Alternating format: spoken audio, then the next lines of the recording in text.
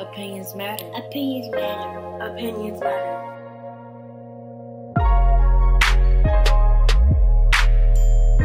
Opinions matter. Opinions matter. Opinions matter.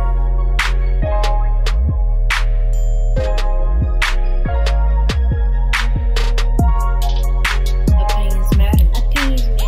Opinions matter. Opinions matter. Opinions matter. Opinions matter. All right, welcome to another episode of Opinions Matter. All right, I'm your boy K Foy. They already know me, Donald. I'm Frederick Douglass. I'm sorry, Adolph Young Jr. At Aram Academy. What's up? All right, hey, before we get started into anything, we want to thank you guys for all your support on our last episode. Yeah, real talk. We last time we checked, we had almost a combined 900 plus views, so we appreciate it. Need more. This week, we need more, and we need you to subscribe please, to our PH. page. Yes, Please. We're gonna give you all the information at the end of this clip, so just please subscribe. Now, before we get started, fellas, we want to do a recap of our last episode. We had some good feedback, especially on the segment where we talked about our 5 lyricists, 5 top lyricists. Oh, wow, yeah. Yep, one of the people on our panel here, one of our hosts had the most negative comments about his top 5 lyricists list. And hold on, he wanted to say something about that, so go ahead, Aram. I got 3 words for y'all. Okay. Don't cuss. Care. Don't cuss. I don't care. Those were my 5. Now, if you have a 5 of your own, then that's good. We know. That's We're my sorry. 5. Understand? My 5. So all of y'all, Alright. I stand by my 5. Okay. There you go. There you go. A lot of people said that we missed Big Pun on our list. Oh, Most Def. Most Def on our list. yeah, A lot of people. Talib Kweli on our list. So and Anybody had Kane? You had Kane, right? no, nobody had. Somebody, you had Kane. Yeah, You had Kane. Okay. Yeah, you had Kane. And a lot of people felt that that Black Thought should have been on a lot of our list. Right? Yeah. And Bars. even Common came up. Oh, well, that's true. Yeah. I had him. I think you had. Yeah, you had Common. Your list don't count. What? So, what's everybody been doing since the last episode, fellas? Man, I actually started to get a little bit more involved community-wise, even on a deeper level, looking at building a 5K walk run in my area for racial justice, and so been busy with that. Some good stuff, the table talks that we're doing in the community, some real good positive stuff, so that's been real busy. And that's down in Charlottesville, right? Yeah, actually Waynesboro, Virginia. Waynesboro, Virginia, 540. Yeah, y'all gotta come that way. Sharp shopper, man. Sharp shopper. How about you, Don? Man, I ain't been doing nothing, man. It's taking, one day at a time, working, trying to pay these Anyways, bills. Haran. What you been doing, Haran? He ain't been doing nothing. Actually, for real, other than working, just getting my son prepared for these SOLs he's taking in May. Oh yeah, well, that's no a good. doubt. They had like a little town hall type of thing at his school. Okay, where everything is on a computer now. So getting them prepared, and I particularly don't like it, but this is what they have to do. It is what it is. Funny thing is, he has to start going to school on Saturdays. Just What? It's only like 3 hours. 3 hours every other Saturday. Whatever it takes. I say all Just to help him. It's not everybody, but just to him to help him. I said all of them. But he's good though. He's good, and it's something that I wish that every school in the area would do. I mean, especially not everybody needs to go through that program, but there are some people who may, as far as just comprehending and being able to, no doubt, whatever it takes, articulate what they read. And my son is good at articulating it, but sometimes you just need a little. Sometimes even if you don't think you need it, it's a good thing to have. So, besides being petty, what did you do? I actually been reading this good book. Well, I haven't been reading it. It's the audio book. I get more out of listening. Than I do with reading it. It's by Damon John. It's called Rise and Grind. Oh yeah, that's the one you sent me. It's been a great book. And what the book basically is, the premise of the book is, Damon gives some tips on how he became successful. Like, I mean, little tips like what he does early in the morning. Yeah, putting everything on a calendar. Him, Gary Vee is in the book. Salma Hayek, she's in the book as well. He talks to a lot of people, so the book is good. But what it did for me was to, it talks about basically the power of being an entrepreneur. So I think that that's good stuff. Yeah, good stuff. That's something that I'm Yeah, you're very familiar with it. Yeah, and we should come up with a segment called the grind. And in the grind, what we do is we want to highlight, entrepreneurs. No matter where you are, if you want to be on this section, just hit us up. We'll shout you out. So for this first session of the grind, want to hit a couple of entrepreneurs that out there. Starting with Alex Parker, right? P. Alexander Clothing. We will give you information to all these on how you can contact them, how you can get some of that content at the end of the episode. My man Antonio Starr, he's the CEO of First Generation Millionaire Clothing. Great clothing line. You will be seeing us wear some of it. Yep, I sure did. And if I'm not wearing Opinions Matter gear, we definitely going to be wearing First Generation Millionaire, P. Alexander. I want to shout my little sister out, Veronica Foy, who is the CEO of Lash Envy.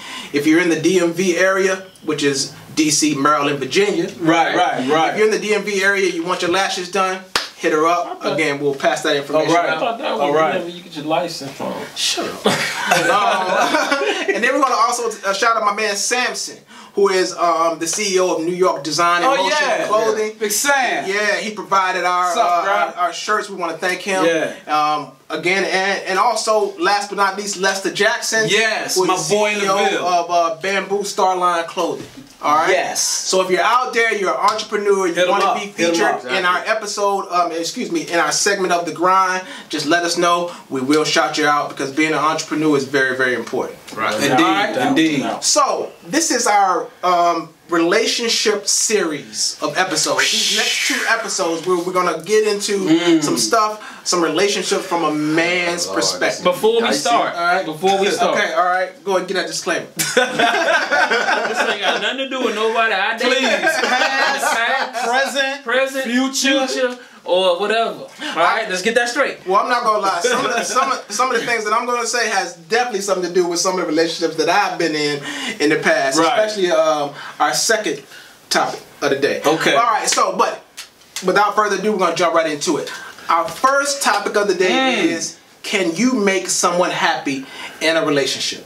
No. Can you make someone happy in a relationship? What do you think? So, Haran, you say no. Why do you say no? No. I mean, you have to be happy with who you are first. Okay. Before you get into a relationship with someone. Okay. So, if you're not happy with yourself, nobody can make you happy. And that's life in general. Right. So, that's why I say no. Right. All right. So, what do you say, Don? I mean, that's both ways. I mean, it depends on the person and how you happy. But you can't take baggage into a relationship because it's doomed from the jump. Yeah, so that's why I said that's why I'm agreeing with you for the second time. Second time in your life. That's the way you said it, man.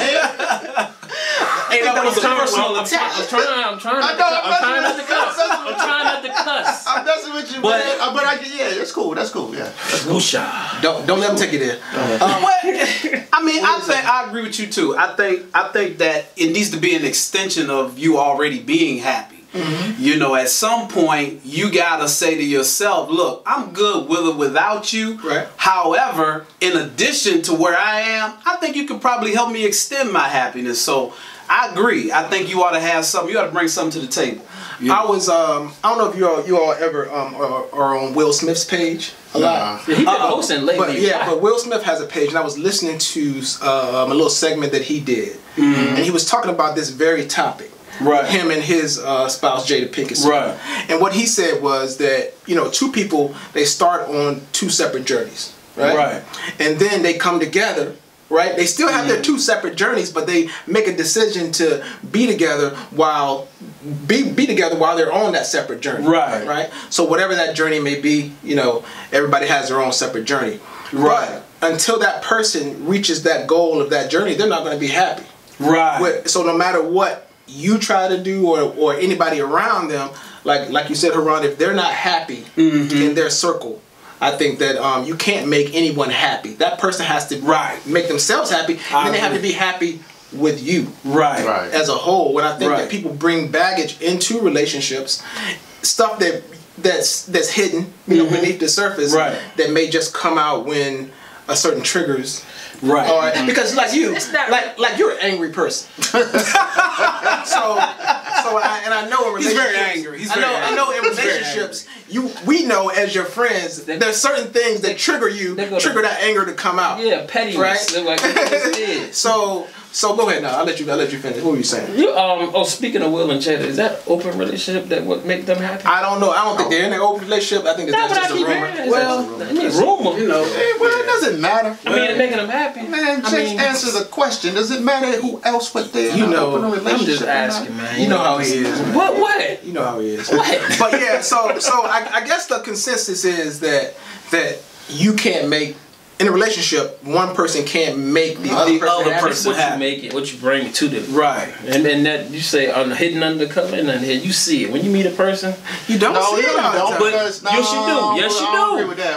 You agree with that, right? Do what now? You agree with that? What you say? No, he's saying that if a motherfucker coming to an individual comes in, and he's like, let me say for instance, 6 months or down the line, you're just like, well, I didn't know he was like that. You know how they usually say that? Men or women, whatever. And they say, I didn't see that. But you did. But you didn't see it because you had blinders on. Because you was so much into that, he's doing this for me. Or I can but you saw it, but you didn't want to see it. You know what I'm saying? Right. I think this. I think that people... sometimes in relationships, they let you see what they want you to see. Yeah. So I think that if they never show you in the first place, you'll never see it. That's true. So I think that's what it comes in when you have these instant relationships sometimes. Right. Where he's bae, bro, after a week, bro. Exactly. You know what I'm saying? Like you moved entirely. I'm really not bae after a week. I'm looking all the time. When I go to your house, I'm in your medicine cabinet. Make sure you ain't got all the you doing what? The crazy pills, all that. I'm looking, man. You know what I'm saying? But see, I'm looking for cleanliness. I'm looking for everything, man. You gonna be in jail. But I have nothing to do with happiness, though. Right. That's not. See, that's exactly. That's off the subject. If you crazy, I ain't happy. You crazy. But look, but go ahead. Man, it's about you as an individual. Right. If you're not happy, I don't give a damn. I mean, so you mean tell me you ain't never looked at it when you were dating, when you was in that, you never when you went over a chick house, you never went like in the bathroom and you like open up. I've never done that personally. See, I know Patty. He telling on himself. He telling on himself. Don't do that. For what? Telling on himself. Well, first of all, I try not to use their bathroom. Hey, this is a whole nother topic. You can learn a lot about an individual if you go to their bathroom. Okay, if your bathroom kind of jacked up, a little nasty. So you invite me over your crib, clean up the bathroom. Nah. But don't you see red flags in the beginning? Maybe not in the beginning. I agree with him. Yeah, in the beginning, the flags are there. But sometimes we don't. Well, majority of the time we don't. We see it and we'll build off like, it's just something, I just think that it's just that I think people, sometimes people just let you see what they want you to see. Well, that's true. They try to hide it. I agree with that. It'll come out eventually. Yeah. Because in the beginning, you interviewing. You're interviewing for the opportunity to be bae. Right.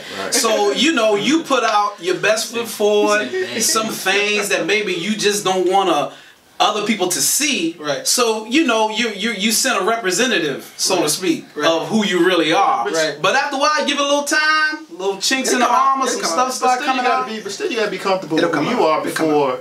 I agree. And then I think another important piece in a relationship is that, so, you're grown-ups, right? Everybody's grown. You have to, sometimes you have to be able to love a person enough to let them go. Because I think that a lot of times people are trying to fit a circle into a square into a circle. It's not gonna fit. So I think that if you do love that person and you know that there's signs, if it's I don't care if it's mental abuse or whatever it is, it could be anything. It could be you guys just clash. You have to love that person enough to be able to say, hey, this is not working. I think that we better off. That's some grown man stuff right there. And I think that as you're grown, you got to make grown up decisions, and that right there is one of the hardest decisions to make. Yeah, but that's good in theory. Most people don't do that. But it's hard. it's a hard decision because I think that people, the comfort that people get from being together, it takes over sometimes. That's true. If you spent 5-6 years with a person, you know, you didn't wasted that time. So I think that's something. I mean, but do you look at it as a waste of time, or is it just 100%? No, some of it's a waste of time. Some of it, or do you look at it like, okay, well, I learned something about myself, or I learned something about what I don't. You can look at it like that, or what I don't want in a relationship. But you know what? To his point, if you really on your grown person game, you just kind of like, let me not waste this person's time on mine. There you go. And move on from that. Yeah. But at the same time, during that process, I think you are learning some stuff. You learning that you can use maybe in the next relationship. You learned that you should have left 2 years ago. Right. That's what right. I ain't leaving. Right. I'm gonna be up under the bed like in a movie. Anyway, whatever, man. Okay. That is his session. We'll be right back after a little break.